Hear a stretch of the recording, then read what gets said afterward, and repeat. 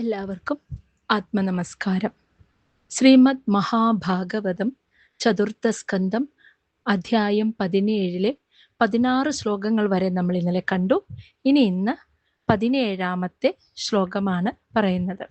ലോകേ ന അവിന്ദത ത്രാണം വൈന്യാത് മൃത്യോഹോ ഇവ പ്രജാഹ ത്രസ്താ തഥാ നിവവൃതേ ഹൃദയേന വിധൂയത. ലോകെ, അതായത് പൃഥുമഹാരാജാവിന്റെ കയ്യിൽ നിന്നും രക്ഷപ്പെടാനായി ഭൂമി ദേവി പശുരൂപത്തിൽ ഇങ്ങനെ ഓടി നടക്കുകയാണ്. അതാണ് പറയുന്നത് ലോകെ, ഈ ത്രിലോകങ്ങളിലും ത്രാണം എന്ന് വെച്ചാൽ രക്ഷപ്പെടാൻ, ന അവിന്ദത സാധിച്ചില്ല, എന്ന് രക്ഷപ്പെടാൻ കഴിഞ്ഞില്ല. വൈന്യൻ അതായത് വേനന്റെ പുത്രനായ പൃഥുവിന്റെ കൈകളിൽ നിന്ന്, മൃത്യോഹോ ഇവ പ്രജാഹ മരണത്തിൽ നിന്ന് രക്ഷപ്പെടാൻ മനുഷ്യര് ശ്രമിക്കുന്നത് എങ്ങനെയാണോ ഇവ എന്ന് വെച്ചാൽ എന്ന പോലെ മരണത്തിൽ നിന്ന് രക്ഷപ്പെടാൻ ഒരിക്കലും ഒരു മനുഷ്യനും സാധിക്കില്ല, അല്ലേ? ജനിച്ചു കഴിഞ്ഞാൽ മരണം ഉറപ്പാണ്. അപ്പോൾ മരണം സംഭവിക്കാതിരിക്കാൻ മനുഷ്യർ ശ്രമിക്കുന്നത് പോലെ രക്ഷയില്ലാതെ അതുപോലെ അത് സാധിക്കാത്തൊരു കാര്യത്തിനായിട്ട് ഭൂമി ദേവി ത്രിലോകങ്ങളിലും ഓടി നടന്നെങ്കിലും പൃഥുമഹാരാജാവിന്റെ കൈകളിൽ നിന്നും രക്ഷപ്പെടാൻ കഴിഞ്ഞില്ല. അങ്ങനെ ത്രസ്ത ഭയന്ന് വിറച്ച്, തഥാ അപ്പോൾ ആ സമയത്ത്, നിവവൃതേ എന്ന് വെച്ചാൽ പിന്തിരിഞ്ഞു, ഹൃദയേന വിധൂയത ഹൃദയത്തിനുള്ളിൽ വളരെയധികം ദുഃഖത്തോടു കൂടിയിട്ട് ഭൂമി ദേവി ആ ഓട്ടം നിർത്തി പിന്തിരിഞ്ഞ് പൃഥുമഹാരാജാവിനോട് സംസാരിച്ചു. ഭഗവാനെ, ആ പൃഥുവിനെ തന്നെ അഭയം പ്രാപിച്ചു എന്നാണ് പറയുന്നത്. അപ്പോൾ ഓടി ഓടി ഭൂമിദേവിക്ക് മനസ്സിലായി, ഇത് എനിക്ക് പൃഥുവിന്റെ കയ്യിൽ നിന്ന് രക്ഷപ്പെടാൻ സാധിക്കില്ല എന്ന് മനസ്സിലായപ്പോൾ ഭൂമിദേവി ഓട്ടം നിർത്തി പിന്തിരിഞ്ഞ് ഭയന്ന് വിറച്ച് ദുഃഖം നിറഞ്ഞ മനസ്സോടെ പൃഥുവിനോട് സംസാരിച്ചു. ഇനി എന്താണ് പറഞ്ഞത് എന്ന് നമുക്ക് നോക്കാം. ശ്ലോകം 18. ഉവാച ച മഹാഭാഗം ധർമ്മജ്ഞ ആപന്ന വത്സലഃ ത്രാഹിമാം അഭിഭൂതാനാം പാലനേ അവസ്ഥിതഃ ഭവാൻ. ഉവാച ഭൂമിദേവി പറഞ്ഞു പൃഥുമഹാരാജാവിനോട്, മഹാഭാഗം എന്ന് വെച്ചാൽ മഹാനും സൗഭാഗ്യവാനുമായ അല്ലയോ രാജാവേ, ധർമ്മജ്ഞ ധാർമ്മിക തത്വങ്ങൾ അറിയുന്നവനെ, ആപന്നവത്സല ദുഃഖിതരുടെ ആശ്രിതമായിട്ടുള്ളവനെ, ത്രാഹിമാം അഭി അങ്ങ്, മാം എന്ന് വെച്ചാൽ എന്നെ കൂടി, ത്രാഹി അങ്ങ് രക്ഷിക്കണേ, ഭൂതാനാം സർവജീവസത്തകളുടെയും, പാലനേ അവസ്ഥിതഃ ഭവാൻ, ഭവാൻ എന്ന് വെച്ചാൽ അങ്ങ് സർവചരാചരങ്ങളുടെയും പരിപാലകനായിട്ട് അവസ്ഥിതഃ സ്ഥിതി ചെയ്യുന്നവനാണ്, ആയതിനാൽ അങ്ങെന്നെ കൂടി സംരക്ഷിച്ചാലും എന്ന്. അപ്പോൾ ഭൂമിദേവി പറഞ്ഞത്, മഹാഭാഗനും സൗഭാഗ്യവാനും മഹാനും ധാർമ്മിക തത്വങ്ങൾ അറിയുന്നവനും ദുഃഖിതരുടെ ആശ്രിതനുമായിട്ടുള്ള അങ്ങ്, അല്ലയോ രാജാവ്, അങ്ങ് എല്ലാ ചരാചരങ്ങളുടെയും പരിപാലകനായിട്ടാണ് ഇന്ന് രാജാവായി സ്ഥിതി ചെയ്യുന്നത്. അതുകൊണ്ട് അങ്ങ് എന്നെ കൂടി സംരക്ഷിച്ചാലും എന്ന് ഭൂമിദേവി പൃഥുവിനെ തന്നെ ശരണം പ്രാപിച്ചു. ശ്ലോകം 19. സാ ത്വം ജിഗാംസസേ കസ്മാത് ദീനാം അകൃത കിൽബിഷാം അഹനിഷ്യത് കഥം യോഷാം ധർമ്മജ്ഞ ഇതി യഹ മതഃ. സഹത്വം, അതായത് അങ്ങ്, അപ്പൊ ഭൂമിദേവി തന്നെ സംസാരിക്കുകയാണ് പൃഥുവിനോട്, അങ്ങ് എല്ലാവരുടെയും രക്ഷകനായിട്ടുള്ള അങ്ങ്, ജിഗാംസസേ എന്ന് വെച്ചാൽ കൊല്ലാൻ തുനിയുകയാണ്, കസ്മത് എന്തിനാണ് എന്ന്. അപ്പൊ അങ്ങ് എന്നെ കൊല്ലാൻ തുനിയുന്നത് എന്തിനാണ്? ദീനാം സാധുവായ, അകൃത കിൽബിഷാം ഒരു പാപവും ചെയ്തിട്ടില്ലാത്ത സാധുവായ എന്നെ, എല്ലാവരുടെയും സംരക്ഷകനായിട്ടുള്ള അങ്ങ്, അങ്ങനെയുള്ള എന്നെ കൊല്ലാൻ തുനിയുന്നത് എന്തിനെ? അഹനിഷ്യത് എന്ന് വെച്ചാൽ ഹനിക്കും, കഥം എന്ന് വെച്ചാൽ എങ്ങനെ, യോഷാം എന്നാൽ സ്ത്രീയെ, അതായത് ഒരു സ്ത്രീയായ എന്നെ എങ്ങനെ അങ്ങേക്ക് വധിക്കാൻ തോന്നുന്നു? ധർമ്മജ്ഞ ഇതി യഹ മതഃ, ധർമ്മജ്ഞൻ ഇതി ഇപ്രകാരം യഹ അങ്ങ് മദഹ അറിയപ്പെടുന്നവനാണ്, അങ്ങ് ധർമ്മജ്ഞൻ എന്ന് അറിയപ്പെടുന്നവനാണ്. അങ്ങനെയുള്ള അങ്ങ് ഒരു സ്ത്രീയായ എന്നെ എങ്ങനെയാണ് വധിക്കാൻ നോക്കുന്നത്? എന്തുകൊണ്ട് എന്നാണോ ചോദിക്കുന്നത്. അപ്പോൾ എല്ലാവരുടെയും പരിപാലകനാണ് അങ്ങ്. ആയതുകൊണ്ട് ഒരു തെറ്റും ചെയ്തിട്ടില്ലാത്ത സാധുവായ എന്നെ അങ്ങ് കൊല്ലാൻ നോക്കുന്നത് എന്തിനാണ്? അതിനേക്കാൾ ഉപരി എല്ലാവരാലും അങ്ങ് പരിഗണിക്കപ്പെടുന്നത് ധർമ്മജ്ഞൻ എന്ന പേരിലാണ്. അങ്ങനെയുള്ള ധർമ്മജ്ഞനായിട്ടുള്ള ഒരു വ്യക്തി ഒരിക്കലും ഒരു സ്ത്രീയെ ഉപദ്രവിക്കാൻ പാടില്ല എന്നുള്ളതാണ് ധാർമ്മിക മൂല്യം. അപ്പോൾ അങ്ങ് എന്നെ എന്തിനാണ് വധിക്കാൻ നോക്കുന്നത്? ഇതൊക്കെയാണ് ഭൂമിദേവി ചോദിക്കുന്നത്. ഇനി ശ്ലോകം 20. പ്രഹരന്തി ന വൈ സ്ത്രീഷു കൃതാഗസു അഭി ജന്തവഃ കിം ഉദ ത്വദ്വിധ രാജൻ കരുണാ ദീനവത്സലഃ. പ്രഹരന്തി ന വൈ എന്ന് വെച്ചാൽ അടിക്കാറില്ല എന്ന്. തീർച്ചയായിട്ടും. വൈ എന്ന് വെച്ചാൽ തീർച്ചയായും. സ്ത്രീഷു സ്ത്രീകളെ, കൃതാഗസു അഭി അവർ തെറ്റ് ചെയ്തിട്ടുണ്ടെങ്കിൽ പോലും, ജന്തവഃ സാധാരണ മനുഷ്യരെ, സ്ത്രീകൾ തെറ്റ് ചെയ്തിട്ടുണ്ടെങ്കിൽ പോലും അവരെ അടിക്കാറില്ല, ദേഹോപദ്രവം ഏൽപ്പിക്കാറില്ല എന്ന്. അപ്പോൾ പിന്നെ ഹേ രാജൻ, അല്ലയോ രാജാവേ, കരുണ കാരുണ്യവാനും ദീനവത്സല പാവങ്ങളോട് ദയയുള്ളവനുമായ അങ്ങ് കിം ഇത കിം ഉദ, കിം ഉദ എന്ന് വെച്ചാൽ എന്തു പറയാൻ, ത്വദ്വിധ ത്വദ്വിധ എന്ന് വെച്ചാൽ എന്നെ വധിക്കാൻ നോക്കുമ്പോൾ അങ്ങയെ അതിനെ കുറിച്ച് പിന്നെ അങ്ങനെയുള്ള അങ്ങ് എന്നെ വധിക്കാൻ നോക്കുകയാണെങ്കിൽ കിം ഉദ പിന്നെ എന്ത് പറയാനാണ്, ഇനി ഒന്നും പറയാനില്ല എന്ന്. അതായത് ഒരു സാധാരണക്കാരനാണെങ്കിൽ പോലും സ്ത്രീ തെറ്റ് ചെയ്താൽ പോലും സ്ത്രീയെ ദേഹോപദ്രവം ഏൽപ്പിക്കാൻ പാടില്ല. അതാണ് ധാർമ്മിക തത്വം. അപ്പൊ പിന്നെ ദീനവത്സലനും കരുണാനിധിയുമായിട്ടുള്ള അങ്ങയെപ്പോലെ ഒരാള് എന്നെ വധിക്കാൻ നോക്കുകയാണെങ്കിൽ കിം ഉദ പിന്നെന്തു പറയാൻ, ഇനി എനിക്കൊന്നും പറയാനില്ല എന്നാണ് പറയുന്നത്. ശ്ലോകം 21. മാം വിപാട്യ അജരാം ന നാവം യത്ര വിശ്വം പ്രതിഷ്ഠിതം ആത്മാനം ച പ്രജാഹ ച ഇമാഹ കഥം അംഭസി ദാസ്യസി.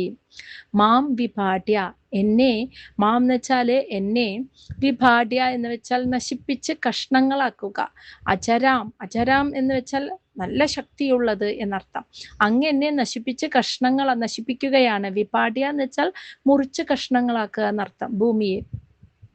അജരാം എന്നാൽ വളരെ ശക്തിയുള്ള, നാവം ഒരു തോണിയായിരിക്കുന്നത്, എത്ര എവിടെയാണോ വിശ്വം പ്രതിഷ്ഠിതം ഈ മുഴുവൻ ലോകവും എവിടെയാണോ പ്രതിഷ്ഠിതം നിലനിൽക്കുന്നത്, അങ്ങനെ ഈ മുഴുവൻ ലോകത്തെയും താങ്ങി നിർത്തുന്ന അതിശക്തമായ ഒരു വഞ്ചിയാണ് ഈ ഭൂമി, ഈ ഞാൻ. അങ്ങനെയുള്ള എന്നെയാണ് അങ്ങ് വിപാട്യ നശിപ്പിക്കുന്നത്. അപ്പോൾ ആത്മാനം ച അങ്ങേക്കും, പ്രജാഹ ച അങ്ങയുടെ പ്രജകൾക്കും, ഇമാം എല്ലാവർക്കും, ദാസ്യസി നിലനിൽക്കാൻ, കഥം അംബസി, അംബസി എന്ന് വെച്ചാൽ ജലത്തിൽ, സമുദ്രത്തിൽ, കഥം എങ്ങനെ നിലനിൽക്കാൻ സാധിക്കും. അപ്പൊ ഭൂമി ഇല്ലെങ്കിൽ അങ്ങും അങ്ങയുടെ പ്രജകളും ഒക്കെ എങ്ങനെ ഈ സമുദ്രത്തിൽ നിലനിൽക്കും? ഈ മുഴുവൻ ലോകത്തെയും ഒരു തോണി, അതിശക്തമായ ഒരു തോണിയായി താങ്ങി നിർത്തുന്നത്, സർവചരാചരങ്ങളുടെയും വാസസ്ഥാനമായിരിക്കുന്നത് ഈ ഭൂമിയാണ്. അപ്പൊ ഈ ഭൂമി ഇല്ലെങ്കിൽ പിന്നെ അങ്ങും അങ്ങയുടെ പ്രജകളൊക്കെ എവിടെ ജീവിക്കും? എങ്ങനെ ഈ സമുദ്രത്തിൽ ജീവിക്കും? ശ്ലോകം 22. ഇത്രയും കേട്ടപ്പോ ഭൂമിദേവി പറയുന്നത് കേട്ടപ്പോൾ പൃഥു മഹാരാജാവ് മറുപടി പറയുകയാണ്. പൃഥു ഉവാച വസുധേ ത്വാം വധിഷ്യാമി മത് ശാസന പരാഗ്മുഖി ഭാഗം ബർഹിഷി യാ വൃങ്ക്തേ ന തത് ന തനോതി ന തനോതി ച നഹ വസു ന തനോതി ച നഹ വസു. ഹേ വസുദേ, പൃഥു മഹാരാജാവ് വിളിക്കുകയാണ്, അല്ലയോ എൻ്റെ പ്രിയപ്പെട്ട ഭൂമി, ത്വാം നിന്നെ, വധിഷ്യാമി ഞാൻ വധിക്കുക തന്നെ ചെയ്യും.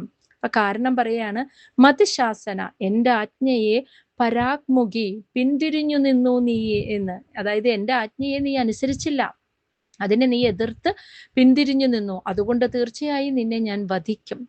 ഭാഗം, കാരണം എന്താ പറയണെന്ന് വെച്ചാൽ, ഭാഗം എന്ന് വെച്ചാൽ നിന്റെ ഓഹരി, ബർഹിഷി എന്ന് വെച്ചാൽ യജ്ഞത്തിൽ. ഈ നാട്ടിലെ, ഈ ഭൂമിയിലെ ജനങ്ങള് യജ്ഞം നടത്തി നിനക്കുള്ള ഓഹരിയെ നിനക്ക് നൽകുമ്പോൾ, യഹ നീ വൃങ്ക്തേ അതൊക്കെ സ്വീകരിക്കുകയും ചെയ്തു.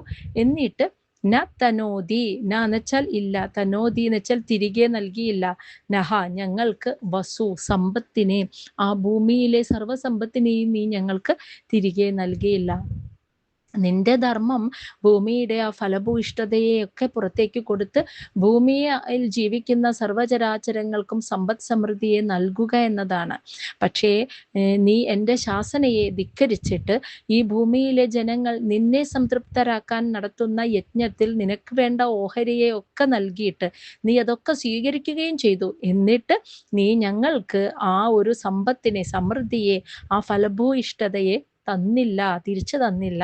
അപ്പോൾ നീ ഇവിടെ ധർമ്മം തെറ്റിച്ചു, നിന്റെ കർമ്മമാണത്, അത് നീ തെറ്റിച്ചു. ഈ ശിക്ഷയ്ക്ക് ഈ തെറ്റിനെ നിന്നെ ഞാൻ വധിക്കുക തന്നെ ചെയ്യും എന്നാണ് പൃഥു പറഞ്ഞത്. ശ്ലോകം 23. യവസം ജഗ്തി അനുദിനം ന ഏവ ദോഗ്ധി ഔദസം പയഃ തസ്യാം ഏവം ഹി ദുഷ്ടായാം ദണ്ഡഃ ന അത്ര ന ശാസ്യതേ. യവസം എന്നിട്ട് ഒരു ഉദാഹരണം പറയുകയാണ് കേട്ടോ ഇവിടെ പൃഥു മഹാരാജാവ്. യവസം എന്നാൽ പച്ചപ്പുല്ല്, അനുദിനം എന്ന് വെച്ചാൽ ദിവസം തോറും, ജഗ്തി തിന്നുന്ന. ദിവസവും ഒരു പശു പച്ചപ്പുല്ല് തിന്നുന്നു. ആ പശുവിന് അതിൻ്റെ യജമാനൻ ദിവസവും പച്ചപ്പുല്ലുകൾ ഭക്ഷിക്കാനായിട്ട് കൊടുക്കുന്നുമുണ്ട്. എന്നാൽ ന ഏവ തരുന്നില്ല എന്ന്. ദോഗ്ധി എന്ന് വെച്ചാൽ പാല്, ഔദസം പയഹ അതിൻ്റെ അകിട്ടിൽ നിന്നും പാൽ അത് തിരിച്ചു ചുരത്തി തരുന്നില്ല എങ്കിൽ ആ പശു തെറ്റാണ് ചെയ്യുന്നത്. അതുകൊണ്ട് തസ്യാം ഏവം ഹി അങ്ങനെയുള്ള പശുവിനെ ദുഷ്ടായാം എന്ന് വെച്ചാൽ തെറ്റ് ചെയ്തതിനാൽ ദണ്ഡഹ ശിക്ഷയെ ന അത്ര ന ശാസ്യതേ അർഹിക്കുന്നില്ല എന്ന് പറയാൻ കഴിയില്ല എന്ന്. ന ശാസ്യത എന്ന് വെച്ചാൽ ശിക്ഷിക്കരുത് എന്ന് നാത്ര പറയാൻ പറ്റില്ല എന്ന്. അപ്പൊ ദിവസവും യജമാനൻ ഒരു പശുവിന് പച്ചപ്പുല്ല് ഭക്ഷിക്കാൻ കൊടുക്കുന്നു. അത് ദിവസവും ആ പച്ചപ്പുല്ല് തിന്ന് ജീവിക്കുന്നു. എന്നിട്ട് അതിൻ്റെ അകിട്ടിൽ നിന്നും പാല് ചുരത്തി കൊടുക്കുന്നില്ലെങ്കിൽ ആ പശു ചെയ്യുന്നത് തെറ്റാണ്. അപ്പോൾ തീർച്ചയായും ആ പശു ശിക്ഷയ്ക്ക് അർഹയാണ്. അതേപോലെ തന്നെ ഈ തെറ്റ് ചെയ്ത തൻ്റെ ഭൂമിക്ക് വേണ്ടതെല്ലാം യജ്ഞത്തിൽ ഓഹരിയായി ഭൂമിദേവിക്ക് നൽകിക്കൊണ്ടിരിക്കുന്ന പ്രജകൾക്ക് ഭൂമിദേവി ആ ഒരു ഫലഭൂയിഷ്ഠതയെ തിരിച്ചു കൊടുക്കുന്നില്ല എങ്കിൽ തീർച്ചയായും ഭൂമിദേവി ചെയ്യുന്നത് തെറ്റാണ്. അതുകൊണ്ട് ഭൂമിയെ ശിക്ഷിക്കാൻ പാടില്ല എന്ന് ഒരിക്കലും പറയാൻ പറ്റില്ല എന്നാണ് പറയുന്നത്. ശ്ലോകം 24. ത്വം ഖലു ഔഷധി ബീജാനി പ്രാക് സൃഷ്ടാനി സ്വയംഭൂവഃ ന മുഞ്ചസി ആത്മരുദ്ധാനി മാം അവജ്ഞായ മന്ദധി. അതായത് ത്വാം ഖലു, ത്വാം എന്ന് വെച്ചാൽ നിന്നെ, ഔഷധി ബീജാനി എല്ലാ ഔഷധങ്ങളുടെയും സസ്യങ്ങളുടെയും ധാന്യങ്ങളുടെയും ഒക്കെ വിത്തുകൾ, ബീജം, പ്രാക് പണ്ട് മുതലേ തന്നെ, സ്വയംഭുവ അതായത് സ്വയംഭുവ എന്നാൽ ബ്രഹ്മദേവൻ, സൃഷ്ടാനി സൃഷ്ടിച്ച്, നിന്നിൽ, ത്വാം ഖലു നിനക്കായിട്ട് തന്നിട്ടുണ്ട്. നീ അതിനെയൊക്കെ നിന്റെ ഉള്ളിൽ ആത്മരുദ്ധാനി എന്ന് വെച്ചാൽ നിന്റെ ഉള്ളിൽ തന്നെ ഒളിപ്പിച്ചു വെച്ചു. ന മുഞ്ചസി പുറത്തേക്ക് വിട്ടില്ല എന്ന്. അപ്പോൾ മാം അവജ്ഞായ അങ്ങനെ എൻ്റെ ആജ്ഞയെ നീ ധിക്കരിച്ചു. മന്ദതി എന്ന് വെച്ചാൽ ബുദ്ധി തിരിഞ്ഞു പോവാന്ന്. മന്ദ ബുദ്ധി ആയിട്ടുള്ള നീ, അതായത് ബുദ്ധിമാന്യം സംഭവിച്ച നീ, പണ്ടേ ബ്രഹ്മദേവൻ ഈ മുഴുവൻ പ്രപഞ്ചത്തെയും സൃഷ്ടിച്ച് ആ ഭൂമിയെ സകല ഔഷധ സസ്യങ്ങളുടെയും അതുപോലെ എല്ലാ ഫലഭൂയിഷ്ഠതയുടെയും വിത്തുകൾ, അതിൻ്റെയൊക്കെ ബീജം നിനക്കായി നൽകിയതാണ് ബ്രഹ്മദേവൻ. നീയാണ് ആ കർമ്മം അനുഷ്ഠിക്കേണ്ടത്. ഭൂമിയിൽ വസിക്കുന്ന സർവ്വജീവസത്തകൾക്കും വേണ്ട സമ്പത്തിനെ നൽകേണ്ടത് നീയാണ്. നിനക്കാണ് ആ ഉത്തരവാദിത്വം ബ്രഹ്മാവ് കൽപ്പിച്ചു നൽകിയിരിക്കുന്നത്. എന്നാൽ നീയാകട്ടെ ബ്രഹ്മദേവന്റെ നിർദ്ദേശത്തെയും എൻ്റെ ആജ്ഞയെയും ഒക്കെ ധിക്കരിച്ചിട്ട് ബുദ്ധിമാന്യം സംഭവിച്ച നീ ആ ഔഷധത്തെ അല്ലെങ്കിൽ ആ സമ്പത്തിനെ, സമൃദ്ധിയെ നിന്റെ ഉള്ളിൽ തന്നെ ഒളിപ്പിച്ചു വെച്ച് ന മുഞ്ചസി ആർക്കും തന്നെ കൊടുത്തില്ല. അതൊരു വലിയ തെറ്റാണ്, അപരാധമാണ് നീ ചെയ്തത് എന്നാണ് പറയുന്നത്. ശ്ലോകം 25. അമുഷാം ക്ഷുത്പരീതാനാം ആർത്താനാം പരിദേവിതം ശമയിഷ്യാമി മദ്ബാണൈഹി ഭിന്നയാഹ തവ മേധസാ. അമൂഷാം അപ്പോൾ എൻ്റെ പ്രജകളുടെ എല്ലാം, ക്ഷുത്പരീതാനാം വിശപ്പും ദാഹവും മൂലം വിഷമിക്കുന്ന ആർത്താനാം ദുഃഖിതരായിട്ടുള്ള പരിദേവിതം എൻ്റെ പ്രജകളുടെ മുഴുവൻ ദുഃഖത്തെയും ശമയിഷ്യാമി ഞാൻ ശമിപ്പിക്കും. മദ്ബാണൈഹി എൻ്റെ അസ്ത്രങ്ങളാൽ ഭിന്നാഹ കഷ്ണങ്ങളാക്കി ഛേദിച്ച് തവ മേധസ നിന്റെ ശരീരത്തെ നിന്റെ മാംസത്തെ എൻ്റെ ബാണങ്ങളാൽ കഷ്ണങ്ങളായി ഛേദിച്ചിട്ട് ഇന്ന് വിശപ്പും ദാഹവും കൊണ്ട് ക്ഷീണിച്ചു വലഞ്ഞിരിക്കുന്ന ദുഃഖിക്കുന്ന എൻ്റെ പ്രജകളുടെ ദുഃഖത്തെ ഞാൻ ശമിപ്പിക്കുമെന്നാണ് പൃഥു മഹാരാജാവ് പറഞ്ഞത്. അപ്പൊ ഭൂമിദേവി സൂക്ഷ്മരൂപത്തിലുള്ള ഭൂമിദേവി ഒരു പശുവിന്റെ രൂപം ധരിച്ചാണ് മുന്നിൽ നിൽക്കുന്നത്. അപ്പോൾ എൻ്റെ അസ്ത്രങ്ങൾ കൊണ്ട് നിന്റെ ശരീരത്തെ ഞാൻ മുറിച്ച് കഷ്ണങ്ങളാക്കിയിട്ട് എൻ്റെ പ്രജകളുടെ വിശപ്പും ദാഹവും മൂലം വലഞ്ഞ് ദുഃഖിക്കുന്ന എൻ്റെ പ്രജകളുടെ ദുഃഖത്തെ ഞാൻ ശമിപ്പിക്കുമെന്ന് പൃഥു പറയുന്നു. ശ്ലോകം 26. പുമാൻ യോഷിത് ഉദ ക്ലീബ സംഭാവനഃ അധമഃ ആത്മസംഭാവനഃ അധമഃ ഭൂതേഷു നിരനുക്രോശഃ നൃപാണാം തദ്വതഃ അവതഃ. പുമാൻ ഒരു പുരുഷനാണെങ്കിലും, യോഷിത് ഇനി ഒരു സ്ത്രീ ആണെങ്കിലും, ഉദ ക്ലിബഹ ഇനി ഒരു അതായത് നപുംസകമാണെങ്കിലും, അതായത് സ്ത്രീയും പുരുഷനും കൂടി രണ്ടും അല്ലാത്ത ഒരു നപുംസകമാണെങ്കിൽ പോലും ആത്മസംഭാവന ഞാൻ എന്തോ ആണ് എന്ന അഹങ്കാരത്തിൽ നിന്ന് അധമനായിട്ട് ഭൂതേഷു നിരനുക്രോശ മറ്റു ജീവസത്തകളോട് കാരുണ്യമില്ലാതെ പെരുമാറിയാൽ നൃപാണം രാജാവിനെ ആ രാജാവ് തദ്വതഃ അവരെ വധിക്കുക തന്നെ ചെയ്യും. അവതഃ അതൊരു വധമായിട്ട് കണക്കാക്കേണ്ട ആവശ്യമേ ഇല്ല എന്ന്. സ്വന്തം കർമ്മം കൊണ്ട് അവർ സ്വയം തന്നെ അതായത് വധത്തിന് വിധേയരായിരിക്കുന്നു. അപ്പോൾ പിന്നെ രാജാവ് അവരെ വധിച്ചാലും അതൊരു വധമായിട്ട് കണക്കാക്കേണ്ട, ഒരു ശിക്ഷയായിട്ട് കണക്കാക്കിയാൽ മതി എന്ന്. ഒരു സ്ത്രീ ആണെങ്കിലും പുരുഷനാണെങ്കിലും ഇനി ഒരു നപുംസകമാണെങ്കിലും ആരാണെങ്കിലും ഞാൻ എന്തോ ഒരു വലിയ ആളാണ്, ഞാൻ എന്ന അഹങ്കാരത്തിൽ നിന്ന് അധമനായിട്ട് മറ്റു ജീവസത്തകളോട് കാരുണ്യമില്ലാതെയും സഹതാപമില്ലാതെയും പെരുമാറിയാൽ തീർച്ചയായിട്ടും ഒരു രാജാവ് അവരെ വധിക്കുക തന്നെ ചെയ്യും. അതൊരിക്കലും വധമല്ല. അതാണ് അവധഹ എന്ന് പറയുന്നത്. അതൊരിക്കലും ഒരു വധമായിട്ട് പരിഗണിക്കേണ്ട, അത് അവൻ ചെയ്ത തെറ്റിനുള്ള ശിക്ഷയായിട്ട് കണക്കാക്കിയാൽ മതി എന്നാണ് ഇവിടെ പൃഥുരാജാവ് പറയുന്നത്. ശ്ലോകം 27.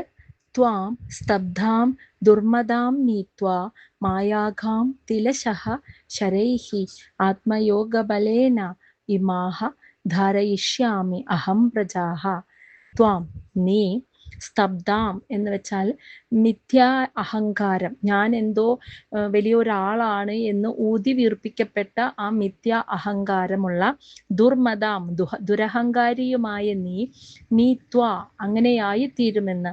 മായാഘാം മായയാൽ ഒരു പശുവിന്റെ രൂപം ധരിച്ച് എൻ്റെ മുന്നിൽ നിൽക്കുന്ന ആ നീ, തിലശഃ ശരൈഹി എൻ്റെ ശരങ്ങളാൽ, തിലശഃ എന്ന് വെച്ചാൽ ചെറു ചെറു കഷ്ണങ്ങൾ ആയി നീ ത്വാ ആയി മാറും എന്നാണ് പറയുന്നത്. അപ്പോൾ അങ്ങനെയുള്ള നീ മിഥ്യാഹങ്കാരത്താലും അതുപോലെ ദുരഹങ്കാരിയുമായ നീ, മായ കൊണ്ട് ഒരു പശുവിന്റെ രൂപം ധരിച്ച് എൻ്റെ മുന്നിൽ നിൽക്കുന്ന നീ എൻ്റെ ശരങ്ങളാൽ ചെറു ചെറു കഷ്ണങ്ങളായി മുറിക്കപ്പെടും.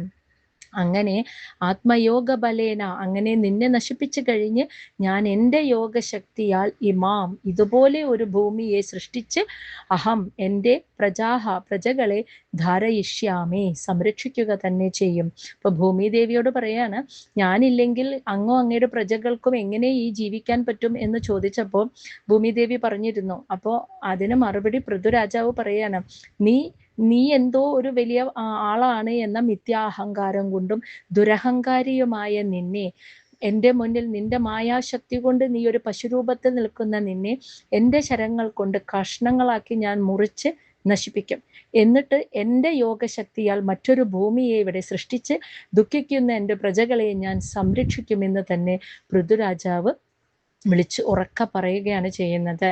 അപ്പോഴൊക്കെയാണ്, അതൊക്കെ കേട്ടപ്പോഴാണ് ഭൂമിദേവിക്ക് പൃഥു ആരാണ് എന്ന ആ ചൈതന്യത്തെ തിരിച്ചറിയാനും സാധിച്ചത് എന്ന്. ശ്ലോകം 28. ഏവം മന്യോമയീം മൂർത്തിം കൃതാന്തം ഇവ ബിഭ്രതം പ്രണതാ പ്രാഞ്ജലി പ്രാഹ മഹീ സഞ്ജാത വേപധുഹോ. ഏവം ഇപ്രകാരം മന്യോമയി വളരെ കോപത്തോടെ, മൂർത്തി എന്നുവെച്ചാൽ കോപത്തിന്റെ രൂപം പൂണ്ട, കൃതാന്തം ഇവ ഒരു മരണത്തിന്റെ രൂപം ധരിച്ചവനെ പോലെ, ബിഭ്രതം തൻ്റെ മുന്നിൽ നിൽക്കുന്ന പൃഥുവിനെ കണ്ടിട്ട് ആ ഭൂമിദേവി ഭൂമിദേവി പ്രണത കീഴടങ്ങി പ്രാഞ്ജലിഹി കൈകൾ കൂപ്പിക്കൊണ്ട് സഞ്ജാതവേപതു ശരീരമാകെ പേടിച്ചു വിറച്ചുകൊണ്ട് പ്രാഹ പൃഥുവിനോട് ഇപ്രകാരം പറഞ്ഞു എന്ന്. ഇപ്പൊ ഭൂമിദേവിക്ക് മനസ്സിലായി സാക്ഷാൽ മഹാവിഷ്ണു തന്നെയാണ് പൃഥുവായി അവതരിച്ചിരിക്കുന്നത് എന്ന്. അപ്പൊ തൻ്റെ മുന്നിൽ വളരെ കോപത്തോടു കൂടി മരണത്തിന്റെ രൂപം, അതായത് യമദേവന്റെ രൂപം ധരിച്ചു നിൽക്കുന്ന, അല്ലെങ്കിൽ മരണരൂപം ധരിച്ചു നിൽക്കുന്ന, വളരെ കോപത്തോടു കൂടി തൻ്റെ മുന്നിൽ നിൽക്കുന്ന ആ പൃഥുവിനെ കണ്ടപ്പോൾ ഭൂമിദേവി കീഴടങ്ങിയിട്ട് അദ്ദേഹത്തിന് ശരണം പ്രാപിച്ച് കൈകൾ കൂപ്പിക്കൊണ്ട് പേടിച്ചു വിറയ്ക്കുന്ന ശരീരത്തോടുകൂടി പൃഥു മഹാരാജാവിനോട് ഇപ്രകാരം പറഞ്ഞു. ഇനി ഭൂമിദേവി എന്താണ് പറഞ്ഞതെന്ന് നമുക്ക് നോക്കാം. ശ്ലോകം 29. ധര ഉവാച. ഭൂമിദേവി പറയുന്നു: നമഃ പരസ്മൈ പുരുഷായ മായയാ വ്യന്യസ്ത നാനാതനവേ ഗുണാത്മനെ നമഃ സ്വരൂപ അനുഭവേന നിർദ്ദുത ദ്രവ്യക്രിയാ കാരക വിഭ്രമ ഊർമയേ. ഭൂമിദേവി പറയാണ്: നമഃ, ഞാൻ നമസ്കരിക്കുന്നു, പരസ്മൈ പുരുഷായ, പരമപുരുഷനായ അങ്ങയെ ഞാനിതാ നമസ്കരിക്കുന്നു. മായയാ വിന്യസ്ത, അങ്ങയുടെ മായയാൽ വികസിപ്പിച്ചെടുത്ത നാനാതനവേ പല പല ശരീര രൂപങ്ങളിൽ അങ്ങയുടെ മായാശക്തിയാൽ അങ്ങ് പല പല ശരീര രൂപത്തിൽ അവതരിച്ചു. എന്നിട്ട് ഗുണാത്മനെ, ഭൗതിക പ്രകൃതിയുടെ ത്രിഗുണങ്ങളെ ഉപയോഗിച്ചുകൊണ്ട് അങ്ങ് പല പല ശരീര രൂപങ്ങളെ എടുത്തെങ്കിലും സ്വരൂപ അനുഭവേന ഞാൻ യഥാർത്ഥത്തിൽ ആരാണെന്ന് മനസ്സിലാക്കിയിട്ട്, പല ശരീരങ്ങളായിട്ട് നിൽക്കുന്നുണ്ടെങ്കിലും ഞാൻ എന്ന് പറയുന്നത് ആ പരമാത്മാവാണ് എന്ന് മനസ്സിലാക്കിയിട്ട് ദ്രവ്യക്രിയ കാരക വിഭ്രമ ഊർമയെ നിർദ്ദോത. ദ്രവ്യം, ഈ ലോകത്ത് കാണുന്ന പദാർത്ഥങ്ങൾ, ക്രിയ കർമ്മം, കാരകം കർത്താവ് എന്നിങ്ങനെയുള്ള ഊർമയെ, ഭൗതികമായ വിഭ്രമം ചിന്തകളൊന്നും തന്നെ നിർദ്ദൂത ബാധിക്കാത്ത പരമപുരുഷനായിരിക്കുന്ന അങ്ങേക്ക് നമഃ, നമസ്കാരം. അപ്പൊ ഭൂമിദേവിക്ക് മനസ്സിലായി ഇതാരാണെന്ന്. അപ്പൊ ഭൂമിദേവി പറയാണ്: അല്ലയോ ഭഗവാനെ, പരമപുരുഷനായ അങ്ങയ്ക്ക് നമസ്കാരം. അങ്ങയുടെ സ്വന്തം മായാശക്തിയാൽ ഭൗതിക പ്രകൃതിയുടെ സത്വരജ തമോ ഗുണങ്ങളെ ഉപയോഗിച്ച് പല പല ശരീര രൂപങ്ങളെടുത്ത് ഈ ഭൂമിയിൽ വന്നാൽ കൂടിയും യഥാർത്ഥത്തിൽ ഞാൻ ആരാണെന്ന് തിരിച്ചറിഞ്ഞ് ഈ പ്രപഞ്ചത്തിൽ കാണുന്ന വസ്തുക്കളോടൊന്നും ഒരു അറ്റാച്ച്മെന്റ് ഇല്ലാതെ, കർമ്മത്തോട് അറ്റാച്ച്മെന്റ് ഇല്ലാതെ, കാരക ഞാൻ കർത്താവാണ് എന്നുമില്ലാതെ, ഇങ്ങനെ ഭൗതികമായ യാതൊരു ചിന്തകളും ബാധിക്കാത്തവനായി ആ പരമപുരുഷനായിരിക്കുന്ന അങ്ങേക്ക് എൻ്റെ നമസ്കാരം എന്നാണ് ഭൂമിദേവി ആദ്യം പറയുന്നത്. അങ്ങനെ പൃഥുരാജാവിനെ ഭൂമിദേവി നമസ്കരിക്കുന്നു. എന്നിട്ട് പറയാണ് ശ്ലോകം 30: യേന അഹം ആത്മ ആയതനം വിനിർമ്മിത ധാത്ര യതഃ അയം ഗുണസർഗ സംഗ്രഹ സഹ ഏവ മാം ഹന്തും ഉദായുധഃ സ്വരാട് ഉപസ്ഥിതഃ അന്യം ശരണം കം ആശ്രയേ. യേന, ആരിലാണോ അഹം ഞാൻ, ആത്മ ആയതനം എല്ലാ ജീവികളുടെയും ആയതനം എന്ന് വെച്ചാൽ അഭയസ്ഥാനമായി, വിനിർമ്മിത നിയമിക്കപ്പെട്ടത്, ആരാണോ എന്നെ എല്ലാ സരാചരങ്ങളുടെയും വിശ്രമസ്ഥാനമായ ഭൂമിയായി നിയമിച്ചത് ധാത്ര ആ ഭഗവാൻ തന്നെ, യതഃ അയം അങ്ങനെയുള്ള എന്നെ ഗുണസർഗ സംഗ്രഹ, ഗുണം ത്രിഗുണങ്ങളുടെ തോതിൽ വരുന്ന വ്യതിയാനത്താൽ ഉണ്ടായവ എല്ലാം തന്നെ സംഗ്രഹ നിലനിൽക്കുന്ന ഈ ഒരു ഭൂമിയായിട്ട് എന്നെ നിയമിച്ച അതേ ഭഗവാൻ തന്നെ എന്നാണ് പറയുന്നത്. അപ്പൊ എല്ലാ ജീവസത്തകളുടെയും പ്രകൃതിയുടെ ത്രിഗുണങ്ങളാൽ സത്വരജ തമോ ഗുണങ്ങളുടെ തോതിൽ വരുന്ന വ്യതിയാനത്താൽ ഉണ്ട് എന്ന് തോന്നുന്ന സകല വസ്തുക്കളുടെ നിലനിൽപ്പ്, അവയെയൊക്കെ നിലനിർത്തുന്ന ഈ എല്ലാ ജീവികളുടെയും അഭയസ്ഥാനമായിരിക്കുന്ന ഭൂമിയായിട്ട് വിനിർമ്മിത എന്നെ നിയമിച്ചത് ആരാണോ അതേ ഭഗവാൻ തന്നെ, സഹയേവ അതേ ഭഗവാൻ തന്നെ, മാം എന്നെ ഹന്തും ഇന്ന് വധിക്കുവാൻ തുടങ്ങുന്നു, ഉദായുധ സ്വരാട് ആയുധവും എടുത്ത് സ്വരാട് സ്വതന്ത്രമായിട്ട് ഉപസ്ഥിത എൻ്റെ മുന്നിൽ നിൽക്കുന്നു. ഇനി അന്യം ശരണം കം ആശ്രയേ, ഇനി മറ്റാരെ ഞാൻ ശരണം പ്രാപിക്കാനാണ് എന്ന്. അപ്പൊ ഭൂമിദേവി പറയാണ്, ഏതൊരു ഭഗവാനാണോ പ്രകൃതിയുടെ ത്രിഗുണങ്ങളുടെ വ്യതിചലനത്താൽ ഉണ്ടായ പദാർത്ഥങ്ങൾക്കൊക്കെ, ജീവസത്തുക്കൾക്കൊക്കെ നിലനിൽക്കാനുള്ള ഭൂമിയായിട്ട് എന്നെ നിയമിച്ചത്, അതേ ഭഗവാൻ തന്നെ ഇന്ന് ആയുധവും ഉയർത്തിപ്പിടിച്ച് എന്നെ വധിക്കുവാനായിട്ട് എൻ്റെ മുന്നിൽ ഇതാ നിൽക്കുന്നു. ഇനി ഞാൻ മറ്റാരെ ആശ്രയിക്കാനാണ്, ശരണം പ്രാപിക്കാനാണ്? യഹ ഏതത് ആദൗ അസൃജത് ചരാചരം സ്വമായയാ ആത്മ ആശ്രയയാ അവിതർക്യയാ തയായേവ സഹ അയം കില ഗോപ്തും ഉദ്യതഃ കഥം നോ മാം ധർമ്മപരഃ ജിഘാംസതി.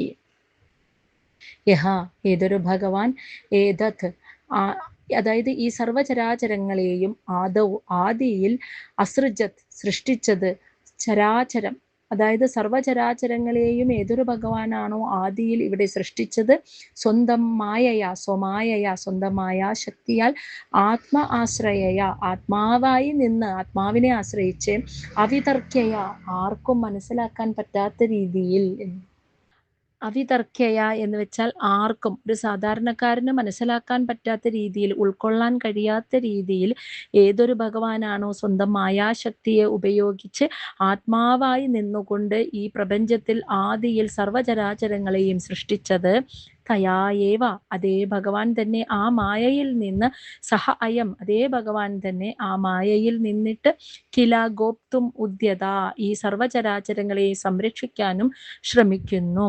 കഥം നു മാം അപ്പോൾ പിന്നെ എങ്ങനെയാണ് മാം എന്നെ ധർമ്മപരഹ ധർമ്മനിഷ്ഠനായ അങ്ങ് ജികാംസതി വധിക്കാൻ ശ്രമിക്കുന്നത്? എന്നെയും അങ്ങ് സംരക്ഷിക്കേണ്ടതല്ലേ എന്നാണ് പറയുന്നത്.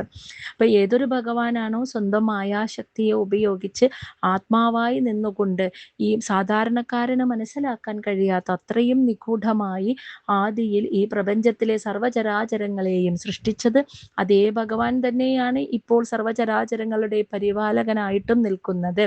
അപ്പോൾ പിന്നെ ധർമ്മനിഷ്ഠനായ അങ്ങ് എന്നെ കൂടി സംരക്ഷിക്കേണ്ടതല്ലേ? അപ്പോൾ എന്നെ വധിക്കാൻ ശ്രമിക്കുന്നത് എന്തിനെ എന്നാണ് ചോദിക്കുന്നത്. ശ്ലോകം 32.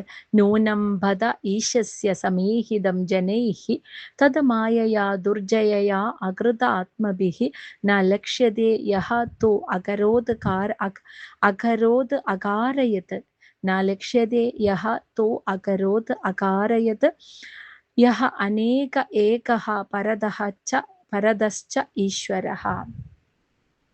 നൂനം തീർച്ചയായും, ബദ അത്ഭുതം തന്നെയാണ്, ഈശസ്യ ഈ ഈശ്വരന്റെ സമീഹിതം പദ്ധതികളെന്ന്, അതായത് ഭഗവാന്റെ സങ്കല്പം, ഭഗവാന്റെ പദ്ധതികൾ എന്താണെന്നുള്ളത് അത്ഭുതം തന്നെയാണ്. ഇത് ജനേഹി സാധാരണ ജനങ്ങൾക്ക്, തതു മായയാ ഭഗവാന്റെ ആ മായയാൽ, ദുർജയായ ജയിക്കാൻ കഴിയാത്ത, തരണം ചെയ്യാൻ കഴിയാത്ത ആ മായയാൽ, അകൃത ആത്മബി അതിൽ മൂടപ്പെട്ട് കിടക്കുന്നതിനാൽ, ന ലക്ഷ്യതേ ഭഗവാന്റെ സങ്കല്പത്തെ, ഭഗവാന്റെ ഇച്ഛ എന്തെന്ന് അറിയാൻ സാധിക്കുന്നില്ല.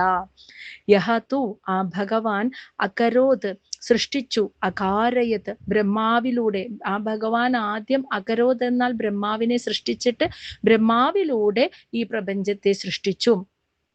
അങ്ങനെ ഏകഹ ഒന്നായ ഏകനായ ഭഗവാൻ, പരതഃ ച ആ പ്രകൃതിയുടെ ശക്തിയാൽ ത്രിഗുണങ്ങളാൽ, അനേകഹ നിരവധി പലതായി മാറിയിട്ട് അങ്ങനെയുള്ള ഈശ്വര, എന്നിട്ട് അതിൻ്റെ എല്ലാം നിയന്താവായിട്ടും ഈശ്വരനായിട്ടും ഇരിക്കുന്നു.